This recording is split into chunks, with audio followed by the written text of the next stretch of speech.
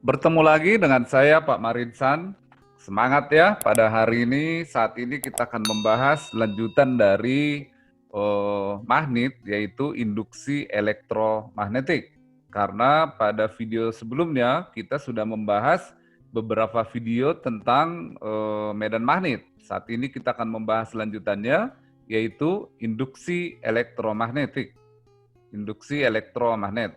Tentu judul ini tidak terpisahkan dengan judul-judul sebelumnya, yaitu tentang magnet. Oke, dalam pembahasan saat ini kita akan membahas 3 poin, ya, yaitu flux magnet, hukum Faraday, dan hukum Lenz. Oke, siap ya. Kita akan bahas yang pertama, yaitu flux magnetik. Apa itu flux magnetik? Perhatikan gambar ini. Ini adalah garis-garis yang berpanah, ini adalah kuat medan magnet, ya, kuat medan magnet, atau kita sebutlah dengan nama garis gaya magnet. Oke. Terus kita buat sebuah bidang, ya, sebuah bidang yang tegak lurus dengan garis-garis ini. Maka didefinisikan flux magnetik adalah jumlah garis gaya magnet yang menembus suatu bidang dengan tegak lurus. Oke ya, sekali lagi, flux magnetik adalah jumlah garis gaya magnet yang menembus suatu bidang dengan tegak lurus. Kalau tidak tegak lurus bagaimana? Kita perhitungkan sudutnya. Jadi secara umum rumusnya ditulis seperti ini, D flux sama dengan B dot atau kali dA. Oke ya. Nah, flux magnetik adalah banyaknya garis gaya magnet yang menembus suatu luasan tertentu. Ini yang kita bahas barusan. Lihat, perhatikan bidang ini. Nah, kalau garis gaya magnetnya tidak tegak lurus dengan bidang, tapi membentuk sudut tertentu, misalnya ini ya, ini garis normal. Garis normal itu kita tahu adalah garis yang tegak lurus terhadap bidang. Ternyata B ini, medan magnet, tidak sejajar dengan garis normal.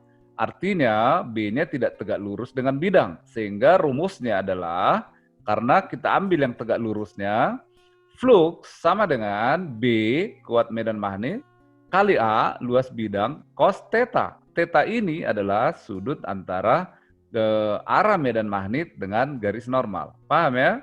Jadi yang diambilnya itu adalah garis yang tegak lurus, sehingga ini muncul cos theta. Sekali lagi, flux magnetik sama dengan B atau kuat medan magnet kali luas bidang yang ditembus cos theta. Theta adalah sudut antara B, medan magnet, dengan garis normal. Oke ya? Satuannya sudah jelas. B itu satuannya Tesla, luas meter kuadrat, meter persegi, sedangkan flux satuannya adalah Weber, sama dengan satuan flux listrik. Oke. Nah, kita definisikan lebih jelas lagi. Jadi flux magnetik adalah jumlah garis gaya magnet yang menembus suatu bidang dengan tegak lurus. Oke ya, dirumuskan flux sama dengan integral dari B, ini kuat magnet, kali dA. Satuannya adalah Weber. Oke, itu flux magnet. Nanti kita akan bahas latihan-latihan soalnya di video yang lainnya. Kita lanjut ke yang kedua, adalah hukum Faraday. Apa itu hukum Faraday? Faraday telah menemukan kemajuan yang luar biasa dalam elektromagnet, yaitu hubungan antara listrik dengan magnet, ya. Di mana penemuannya itu secara matematis dituliskan seperti ini, bahwa GGL induksi di sebuah kumparan, ya, GGL induksi atau beda potensial di ujung-ujung sebuah kumparan akan terjadi jika di sekitar kumparan itu ada perubahan flux magnet terhadap waktu. Maka dirumuskan seperti ini, GGL sama dengan min N itu adalah jumlah lilitan kumparan, D flux per dt, ya. Jadi bisa dirumuskan GGL induksi pada sebuah kumparan sama dengan min N kali perubahan flux tiap satuan waktu. Satuannya tentunya volt, ya. Jadi bisa dituliskan seperti ini definisi dari hukum Faraday. Gaya gerak listrik terinduksi pada rangkaian tertutup sama dengan negatif jumlah perubahan flux magnetik terhadap waktu di dalam sebuah rangkaian. Oke ya. Nah, perhatikan gambar-gambar berikut ini. Ini kejadiannya seperti ini.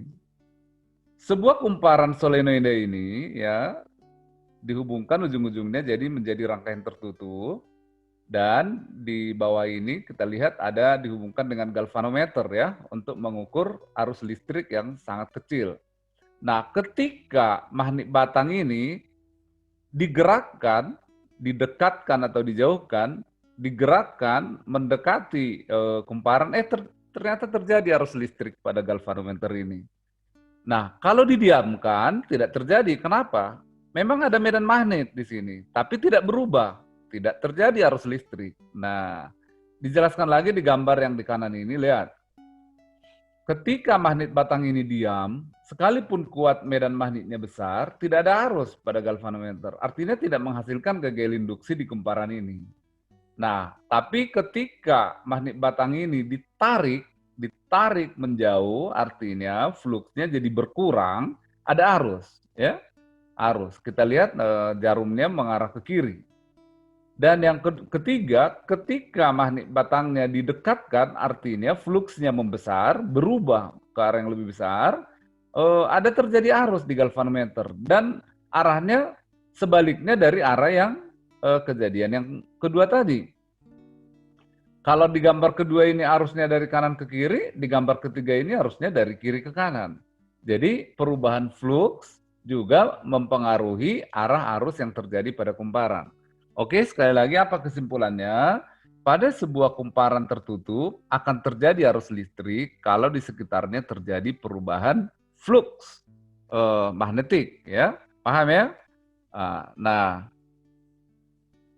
kita definisikan lagi lebih detail, gaya gerak listrik induksi sebanding dengan laju perubahan flux magnet yang melalui rangkaian. Jadi ditulisnya disebut sebagai laju ya, jadi gegel induksi sama dengan min, laju perubahan flux. Apa itu laju perubahan flux? Adalah perubahan flux tiap satuan waktu. Kayak laju perpindahan loh. Apa laju perpindahan? Adalah perubahan posisi tiap waktu. Kalau ini perubahan flux tiap waktu. Oke, paham ya?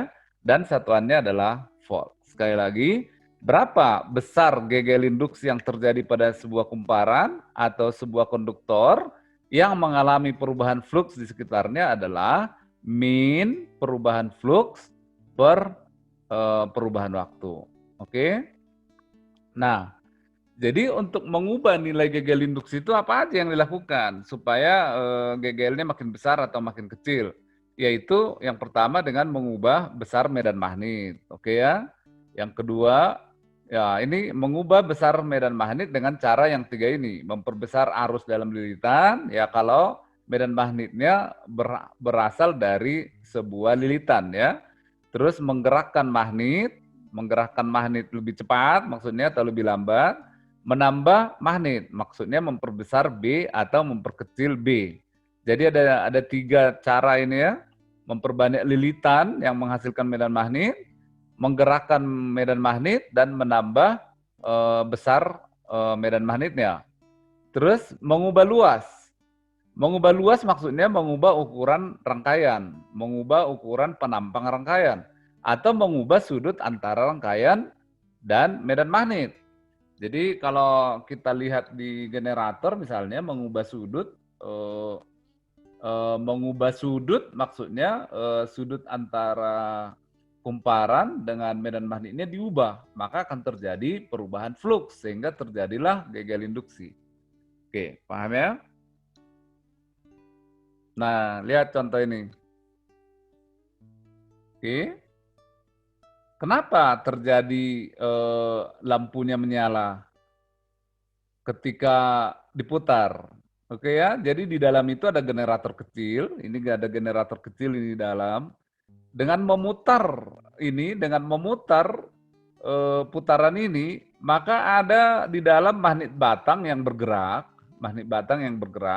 dan di sekitarnya ada kumparan. Nah, magnet batang yang bergerak ini tentunya akan mengubah-ubah besarnya flux magnet di sekitar kumparan itu. Terjadilah lampu ini ya. Oke, kamu harus bisa menjelaskan, memahami ini dengan baik. Jadi teorinya ini cukup sederhana. di dalam bukan motor listrik, maaf, generator ini ada magnet batang, terus ada kumparan. Ketika ini diputar terus-menerus, terjadilah arus listrik di kumparan tertutup ini, dan arus listrik diubah menjadi energi panas dan diubah menjadi cahaya. Oke, terjadilah lampu ini ya. Oke, itu contoh penerapan dari hukum Faraday. Arus induksi dan gegel induksi supaya terjadi, maka kedua ujung batang harus dijadikan rangkaian tertutup. Oke ya, kita lihat ya bagaimana arus induksi dan gegel induksi terjadi pada sebuah batang yang melewati daerah medan magnet. Oke, nah ini sebuah batang ya, batang AB, terus dihubungkan oleh kawat ya, kawat, dan di ujung ini diberi hambatan R. Jadi kawat ini memang memiliki hambatan R. Nah, batang konduktor ini digerakkan ke kanan, memotong medan magnet ini sehingga ada perubahan flux, tiap satuan waktu, sehingga akan terjadilah gegel induksi di ujung-ujung A dan B dan mengakibatkan adanya arus listrik pada R. Oke, paham ya? Nah, kita coba lanjutkan bagaimana perumusannya ya. Arus yang mengalir disebut arus induksi ya. Arus yang mengalir ini arus induksi. Kenapa? Karena akibat dari proses perubahan flux di sekitar kumparan. GGL yang membangkitkan arus tersebut disebut GGL induksi ya, GGL induksi. Jadi arus induksi, GGL induksi. Medan magnet yang ditimbulkan arus induksi di dalam loop disebut medan magnet induksi. Jadi semuanya pakai induksi karena proses terjadinya perubahan flux magnet, oke ya. Nah, sepanjang batang bergerak, maka muncul gaya yang melawan gerak batang tersebut.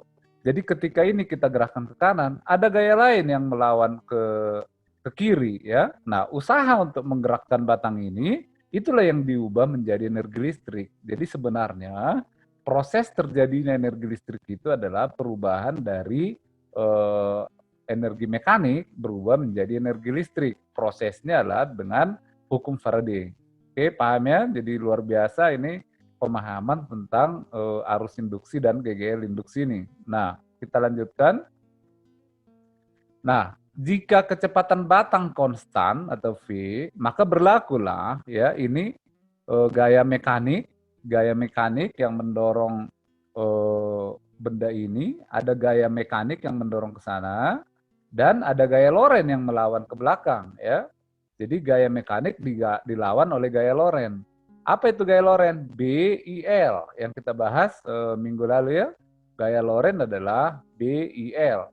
Oke, karena berlaku juga daya yang diakibatkan oleh mekanik akan sama dengan daya listrik yang muncul, ya. Atau usaha yang kita lakukan terhadap batang itu menjadi energi listrik itu. Nah, ya, jadi daya mekanik sama dengan daya listrik. Apa rumus daya mekanik? F kali V, ya. Daya itu kan usaha per waktu. Usaha itu adalah daya kali perpindahan bagi waktu. Perpindahan bagi waktu adalah kecepatan. Jadi daya itu adalah F kali V, gaya kali kecepatan. Sedangkan daya pada listrik adalah, ini sudah kita pelajari dalam listrik mengalir, adalah beda potensial kali I atau GGL kali I. Oke, nah kita uraikan lagi rumusnya. F itu adalah BIL kali V, sedangkan ini adalah GGL kali I, ya. Kita coret I-nya, maka GGL induksi yang timbul, ya, GGL induksi yang timbul akibat sebuah batang konduktor yang memotong medan magnet secara tegak lurus ini sama dengan B kuat medan magnet, L panjang konduktor kali kecepatan konduktor, ya. Jadi setiap kita melewatkan batang, ya. Jadi misalnya ini batang konduktor gitu ya di daerah medan magnet kita lewat aja set gitu. Maka konduktor ini akan mengalami gegel induksi di ujung-ujungnya sebesar B medan magnet yang dipotong L panjang kawat ini, dan V kecepatan bergeraknya. Oke, paham ya? Kita lanjutkan. Nah, kenapa tadi ada muncul min ya? Selalu terjadi min. Ini ada min del V nih, rumus dari tadi selalu ada min. Hukum Faraday itu kan GGL sama dengan min N delta flux per delta T. Kenapa ada min? Itu didasari dari hukum Lenz. Jadi hukum Lenz itu begini. Tanda negatif pada hukum Faraday seringkali dinyatakan sebagai berikut gitu. Oke ya? Jadi arah arus induksi yang dihasilkan oleh kumparan sedemikian hingga arah medan magnet induksi yang ditimbulkannya selalu melawan besar perubahan medan magnet penyebabnya. Kamu masih bingung mungkin apa definisinya? Sekali lagi, arah arus induksi yang dihasilkan oleh kumparan sedemikian hingga arah medan magnet induksi yang ditimbulkannya selalu melawan perubahan medan magnet penyebabnya. Jadi saya akan jelaskan lebih lanjut lagi ya. Pernyataan tersebut adalah hukum Lenz. Jadi hukum Lenz itu begitu. Jadi kumparan yang melewati, yang mengalami perubahan flux di sekitarnya akan menghasilkan arus listrik, arus induksi. Nah, arus induksi yang dihasilkan oleh kumparan itu sedemikian rupa sehingga flux magnet yang dihasilkan oleh arus induksi itu akan melawan penyebabnya gitu. Jadi sama seperti hukum 1 Newton. Kalau kita paksa sebuah benda bergerak, dia akan melawannya, akan melawan. Makanya kalau kita naik motor ya tiba-tiba kita gas, maka orang itu tidak mau langsung tiba-tiba bergerak, dia akan tertinggal begitu. Demikian juga kalau motor kita rem tiba-tiba, maka kita akan tetap terdorong ke depan. Jadi sebuah benda itu akan mempertahankan kondisi awalnya. Kalau dia diam, akan tetap diam. Kalau dia sedang bergerak, akan tetap bergerak. Demikian juga hukum Lenz. Kalau pada sebuah kumparan dibuat tiba-tiba ada perubahan flux, nah kumparan itu menghasilkan flux yang lain yang melawan penyebabnya itu sehingga tidak terjadi perubahan. Oke ya? Jadi yang dilawan oleh medan magnet induksi bukan arah medan magnet luar, tetapi besar medan magnet luar. Jadi membesar atau mengecil, gitu ya. Oke, kita akan lanjutkan lagi. Nah, gini, jika besar flux magnet berkurang di dalam loop, ingat ya, jika besar flux magnet berkurang di dalam loop, maka medan magnet induksi menambahinya. Sekali lagi, jika besar flux magnet berkurang di dalam loop, nah loop itu nggak mau berkurang, maka loop itu menghasilkan medan magnet lain supaya tidak terjadi pengurangan. Jadi tetap kondisinya. Paham ya? Jadi kalau terjadi pengurangan, medan magnet induksi menambahinya supaya tidak berkurang. Oke ya? Jika besar flux magnet bertambah di dalam loop, maka medan magnet induksi menguranginya. Jadi kumparan itu tidak mau ada tiba-tiba pengurangan atau penambahan.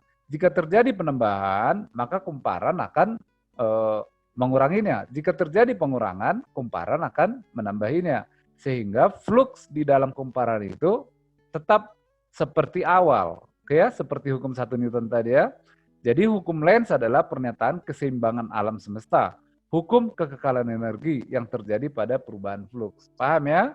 Jadi tidak mau tiba-tiba berubah, dia mempertahankan kondisi awal. Jadi kalau berkurang ditambahi, kalau bertambah dikurangi. Nah, kita akan lihat ya pemisalan arahnya ya supaya kamu lebih paham dengan sangat jelas. Nah, misalnya gini. Ini sebuah kumparan ya, ini sebuah kumparan, oke. Ini magnet batang ya.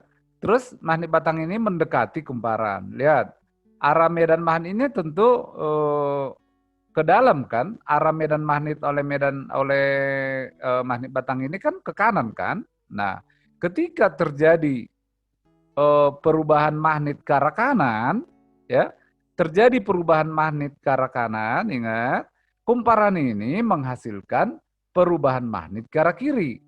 Paham? Oke? Jadi ketika magnet batang ini membuat perubahan medan magnet fluxnya ke arah kanan, supaya tetap nilainya, misalnya tadinya 0 ya, tiba-tiba ada medan magnet ke arah kanan. Dikurangi oleh medan magnet yang dihasilkan flux ini sehingga tetap 0. Atau sudah ada medan magnet seperti awal, jadi tetap seperti awal, nggak terjadi perubahan. Oke, nah lihat gambar yang kedua ini. Ini selatan nih, berarti medan magnetnya kan ke kiri kan, medan magnetnya ke kiri. Nah, ketika terjadi perubahan medan magnet yang arahnya ke kiri, nah si kumparan ini menghasilkan medan magnet arahnya ke kanan supaya tidak terjadi perubahan. Paham ya? Jadi tadi kan definisinya kumparan arus listriknya sedemikian rupa sehingga flux yang dihasilkan oleh arus induksi itu melawan penyebabnya. Jadi selalu melawan penyebabnya. Ini ke kanan, ini ke kiri. Ini ke kiri, ini ke kanan. Paham ya? Nah, sehingga arus induksi pada kawat ini lihat. Kan medan magnet ke kiri nih yang dihasilkan oleh kawat ini. Bikin tangan kananmu seperti menentukan arah medan magnet. Kan ibu jari ya, ikuti saya ini. Lihat tangan Pak. Bentar. Ya, ini Pak Marinsan nih. Ini apa namanya? Arah medan magnet, arah fluxnya ibu jari ini, maka ini arah I-nya. Yang 4 ini adalah arah I-nya. Ini arah medan magnet, ini arah I-nya. Sekarang lihat, arah medan magnet kan ke kiri nih, ke kiri. Oke? Maka arah I di kumparan ini adalah ini nih, ini. Pakai jari yang 4 ya. Sedangkan yang bawah ini lihat, arah medan magnetnya ke kanan saya ya, arah medan magnetnya ke kanan kita, sehingga arah I-nya adalah jari yang 4. Oke. Jadi hukum Lenz itu untuk menentukan arah arus induksi yang dihasilkan oleh kumparan. Paham ya? Paham ya? Oke, ini adalah kita membuat hukum contoh-contoh dari hukum Lenz ya. Jadi misalnya ini sebuah solenoida ya, sebuah solenoida begitu. Nah, terus misalkanlah kumparannya seperti ini, set ya, sedikit aja supaya jelas. Nah, ini oke. Nah, perhatikan baik-baik ini. Nah, terus kita buatlah sebuah magnet batang di sini. Set. Nah, gitu. Oke. Nah, ini misalnya kutub utara, ini kutub selatan. Oke. Jadi medan magnet yang dihasilkannya kan begini. Oke. Nah, ketika magnet batang ini kita jatuhkan dengan kecepatan V masuk ke dalam ini. Oke, paham? Masuk ke dalam ini. Maka si kumparan ini melawan penyebabnya. Oke, paham ya? Melawan penyebabnya. Jadi ketika medan magnet flux ke arah kumparan bertambah besar, dilawan oleh kumparan ini, sehingga kemana arah arus induksinya? Pakai tangan kanan lagi, ini ke atas, ibu jari ke atas, maka 4 jari yang lain itu adalah arah arus induksinya. Inilah arah arus I-nya. Oke, paham ya? Ini arah arus I-nya. Jadi inilah arus induksi dari A ke B. Oke, paham? Paham ya? Menentukan arah arus listrik pada kumparan. Saya akan buat satu lagi. Ini sebuah solenoida lagi ya, sebuah solenoida lagi. Nah, terus ini adalah lilitan,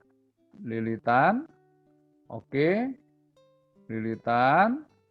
Oh, terus sebuah magnet batang di sini, magnet batang. Ini adalah selatan, ini utara, oke. Jadi medan magnet yang dihasilkan kan arahnya ke sini. Oke, paham? Nah, kalau magnet batang ini kita geser ke sana dengan cepat, apa yang akan terjadi? Ayo.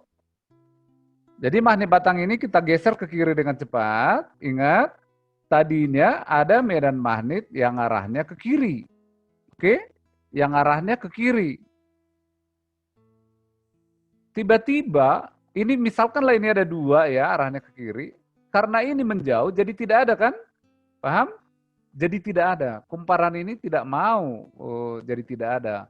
maka kumparan ini akan menghasilkan medan magnet untuk melawan perubahan ini, bukan melawan arahnya, untuk melawan perubahan ini, supaya tetap ada dua, maka inilah medan magnet yang dihasilkan. Paham? Paham? Jadi ketika magnet batang ini ditarik, di mana medan magnetnya arahnya ke kiri, ditarik, jadi makin kecil, atau anggaplah jadi tidak ada, nah kumparan ini tidak mau langsung tidak ada, dia harus mempertahankan sehingga kumparan ini menghasilkan magnet flux yang arahnya sama dengan ini, ke kiri dua juga. Oke? Nah, kalau itu ke kiri, kemana dong arah medan magnetnya? Pakai tangan kanan lagi, ini ibu jari ke kiri, maka inilah arah arus induksinya. Oke, ini arah arus induksinya dari A ke B. Oke, sekian penjelasan saya tentang hukum Lenz. Kita akan bahas soal-soal untuk lebih memahaminya. Kita sudah membahas 3 poin pada hari ini, yaitu flux magnet, hukum Faraday, dan hukum Lenz. Mudah-mudahan kalian bisa semakin memahaminya, dan silahkan lanjutkan kamu nonton video tentang pembahasan soal-soal tentang 3 poin ini. Terima kasih. Wassalamualaikum warahmatullahi wabarakatuh.